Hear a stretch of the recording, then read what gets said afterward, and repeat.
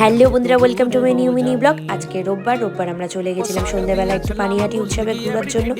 পানিহাটি উৎসব কিন্তু আমাদের এই সোদপুরে অমরাবতী মাঠে প্রত্যেক বছর কিন্তু 25 থেকে 31 তারিখের মধ্যে কিন্তু অনুষ্ঠিত হয়। দেখো প্রচণ্ড ভিড়, এবছর 10 বছর বলে, যার জন্য 20 তারিখ থেকে স্টার্ট হয়েছে। ওখানে দেখো আমার একটা মিষ্টি বন্ধুর সাথে দেখা হলো।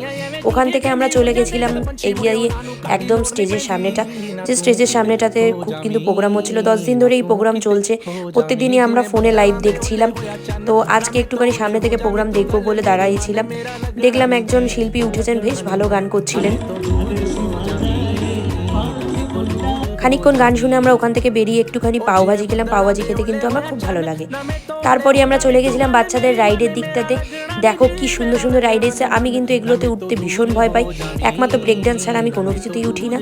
কিন্তু ওরা আমাকে বলছিল নাগরদোলা উঠাবো না, নাগরদোলা আমি বিভৎস ভয় পাই, যার জন্য আমি আর উঠিনি। আমি ওদের ভিডিও করার জন্য নিচে দাঁড়িয়েছিলাম।